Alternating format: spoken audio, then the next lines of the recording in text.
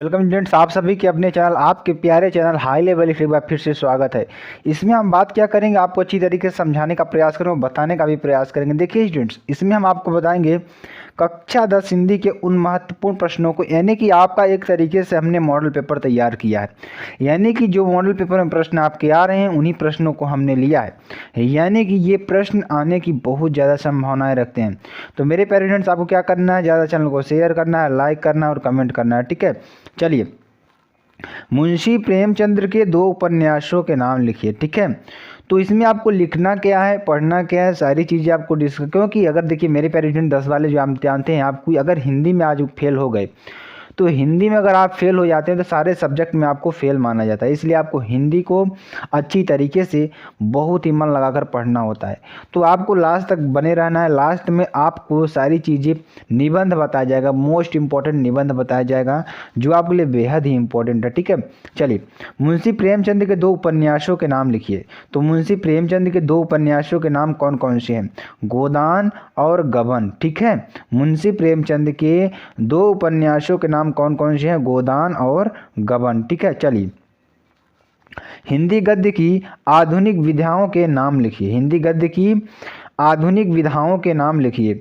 पहली क्या है हमारी? आत्मकथा, जीवनी, लेखा चित्र, संस्मरण, रिपोर्ट ताज और गद्य गीत। ये सारी हमारी विधाएं हैं जिन विधाओं में हमारे क्या लिखे जा रहे हैं, इसमें हिंदी गद्य हमारे लिखे जा रहे हैं। ठीक है, चलिए अगला प्रश्न देखिए क्या है। हिंदी के प्रमुख संस्मरण लेखकों के नाम लिखिए। ठीक है, जैसे हो गया संस्मरण लेखक हमारे कौन कौन से हैं? पद्म सिंह शर्मा, बनारसी दास चतुर्वेदी। ठीक है, चलिए। नई कविता के 4 कवियों के नाम लिखिए। पहला हमारा अज्ञेय, दूसरा भवानी प्रसाद मिश्र, तीसरा हमारा गिरिजा माथुर, चौथा डॉक्टर धर्मवीर भारती। ठीक है, चलिए। रीति ग्रंथकारों में से किन्हीं 2 का नामोल्लेख कीजिए। पहला क्या है? घनानंद हैं, दूसरा बोधा जी हैं। ठीक है, चलिए। अगला क्या है हमारा? द्विवेदी युग की किन्हीं 2 विशेषताओं का उल्लेख कीजिए। ठीक है, तो पहली हमारी विशेषता क्या है? देशभक्ति व राष्ट्रीय जागरण। दूसरी क्या है? खड़ी बोली का प्रयोग। ठीक है, चलिए।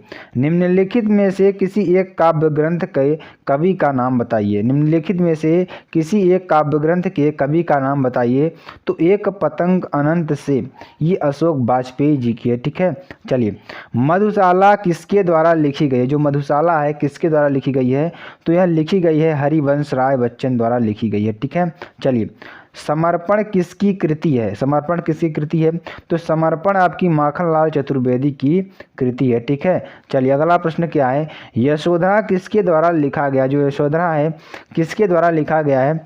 तो मेरे प्यारे स्टूडेंट, जो यशोधरा है वो आपकी मैथिली शरण गुप्त द्वारा लिखा गया है। ठीक है, युगांत किसकी रचना है? तो युगांत आपकी सुमित्रा नंदन पंत जी की रचना है। किसकी? सुमित्रा नंदन पंत जी की रचना है युगांत। ठीक है, तो आपको ये सारी चीज़ें समझ में आ रही होंगी, जो भी चीज़ें हम आपको बताने का प्रयास कर रहे हैं मेरे प्यारे स्टूडेंट्स।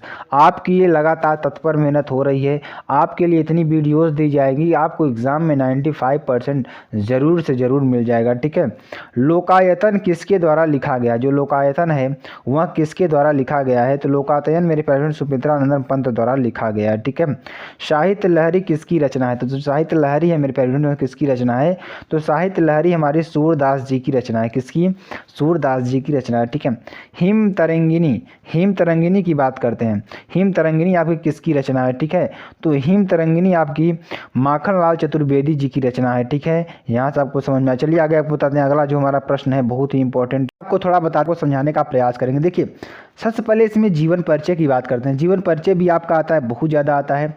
तो इसमें आपको थोड़ा ट्रिक बताते हैं। एक ट्रिक हमारी है यहाँ पे, देखिए ट्रिक क्या है, आपको थोड़ा समझाने का प्रयास करेंगे। यहाँ पर देखिए, डॉक्टर राजेंद्र प्रसाद जी जो हैं, यहाँ पर सबसे पहले बात करेंगे इनके जन्म की। जन्म कब हुआ था? 1884 ईस्वी में हुआ था। इनके स्थान की बात करेंगे, जन्म स्थान की बात करेंगे, बिहार राज्य के छपरा जिले में हुआ था। ठीक है, इनकी जो शिक्षा हुई थी MA और MPhil हुई थी। ठीक है, इनकी मृत्यु कब हुई थी? 28 फरवरी 1963 ईस्वी को हुई थी। ठीक है, चलिए। ये चीज़ें आपको ट्रिक है, तो ये आपको अच्छी तरीके से याद होना चाहिए। अगर इसको आप याद कर लिए तो यहीं से आपके 5-6 लाइन आसानी से लिख सकते हैं। ठीक है, चलिए अब इनके जीवन परिचय की थोड़ा बात कर लेते हैं। तो इनका जीवन परिचय, डॉक्टर राजेंद्र प्रसाद का जीवन परिचय, एक प्रतिभाशाली लेखक व नेता थे। ये देश रत्न के नाम से जाने जाते थे। ये मुजफ्फरपुर से अपनी शिक्षा प्राप्त की। इन्होंने 1920 ईस्वी में कोलकाता तथा पटना हाई कोर्ट में वकालत की।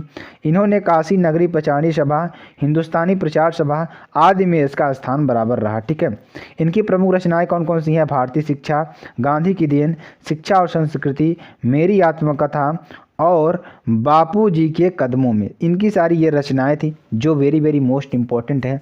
अब हम आगे बात करेंगे निबंध की। निबंध जब जिसके बारे में हम आपको बताए थे, जिसके बारे में बहुत ही इम्पोर्टेंट है। ठीक है, आपके जीवन के लिए हम बहुत ज़्यादा मेहनत कर रहे हैं मेरे फ्रेंड्स। अगर कहीं से नंबर मिलता है तो हम उस चीज़ को छोड़ते नहीं है, उस चीज़ को आपके सामने लाते हैं कि मेरे प्यारे स्टूडेंट्स आप इसमें नंबर पा सकते हैं, तो आपको ये चीज़ें पढ़ना आवश्यक है। अभी आपकी सारी मैथ की क्लासेस चलाई जाएंगी, सारी मैथ आपको अच्छी तरीके से बताई जाएगी। इंपॉर्टेंट प्रश्नों को भी बताएंगे हम जो आपके लिए इम्पोर्टेंट होंगे। ठीक है, चलिए बाढ़ विनाशकारी दृश्य प्रस्तावना की बात करते हैं। तो पृथ्वी पर प्रकृति के अनेकों रूप हैं। कहीं पर सूखा होता है तो कहीं पर बहुत अधिक वर्षा करके अपना रूप दिखाती है। इन सब में बाढ़ भी प्रकृति का एक रूप है जिससे मानव जीवन को बहुत अधिक क्षति होती है। ठीक है, अब देखिए वर्षा की प्रतीक्षा की बात करेंगे तो हमारे पृथ्वी पर अलग अलग जगह पर अलग अलग वातावरण है। कहीं पर अधिक वर्षा तो कहीं पर वर्षा होती ही नहीं है। हमारे यहाँ ज़्यादातर किसानी का कार्य वर्षा के जल के द्वारा होती है। ठीक है, चलिए बाढ़ आने के कारण की बात करेंगे। जब कई दिनों तक लगातार वर्षा होती है तो क्षेत्रीय इलाकों व नदियों का जल काफ़ी मात्रा में बढ़ जाता है जिससे बाढ़ की संभावना बन जाती है और घर व खेत की फसलें भी डूब जाती हैं। ठीक है, चलिए बाढ़ आने पर हमारे कर्तव्य क्या होने चाहिए, यानी जब कहीं पर बाढ़ आ जाती है तो उस समय हमारे कर्तव्य क्या होने चाहिए। मेरे पेरेंट्स कुछ लोग होते हैं ना कि भाग जाते हैं छोड़ करके, लेकिन जो हमारे कर्तव्य हैं उस समय क्या होने चाहिए। तो बाढ़ आने पर कई लोग फंस जाते हैं जिन्हें हमें उनकी सहायता की जाए, तो उन्हें उचित मात्रा में भोजन और शुद्ध जल की आवश्यकता व्यवस्था की जाए। यानी कि जब बाढ़ आ जाती है कहीं पर तो हमारे बहुत सारे लोग क्या होते हैं, फंस जाते हैं वहाँ पे, तो उनकी हमें सहायता करनी चाहिए। ठीक है, फिर स्टूडेंट्स आपको ये सारी चीज़ें समझ में आ गई होंगी। चैनल को लाइक कर सकते हैं, कमेंट कर सकते हैं, शेयर कर सकते हैं। फिर मिलते हैं नेक्स्ट वीडियो में नए टॉपिक के साथ। तक के लिए जय हिंद, जय भारत।